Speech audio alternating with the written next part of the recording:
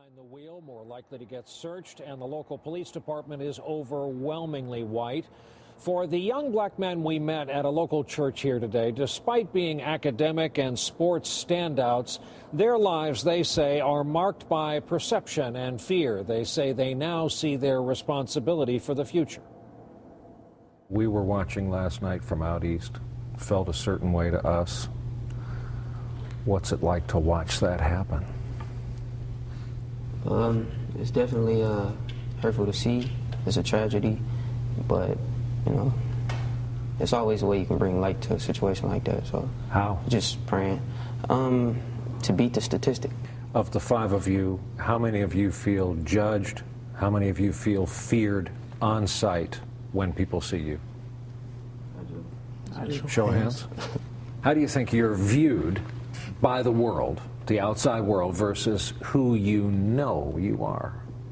I know I'm a good individual, and I have all intentions on being great and being a good person in life, but sometimes I feel like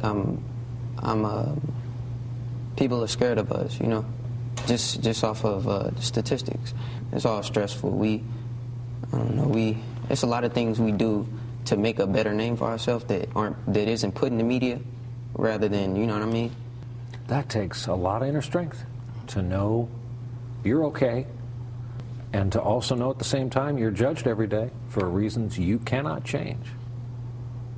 Another level, despite this burden that we're bearing consistently on a daily basis, we're expected that this burden is supposed to be something like, okay, you can be sad, you can be disheartened, you can be angry for a certain period of time, but after a while it's time to, okay, move on. It allows us not to feel those real, very real human emotions, and then when they're expressed in a reactionary way like we saw last night, we're viewed as uncivilized, whereas when riots and things like that happen from a different demographic for a different reason, for a sports game, for a college party, it's viewed as, oh, those college kids are just doing what they do.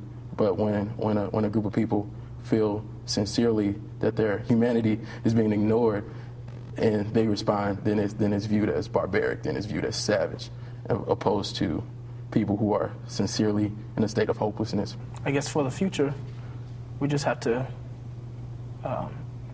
not necessarily forget what happened last night or earlier on in August, but we have to remember what happened, but also learn from it and to do it right next time, if there is a next time. Hopefully there won't be a next time.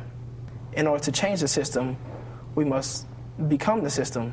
In order to not have police officers profile us, we have to become police officers. Yeah.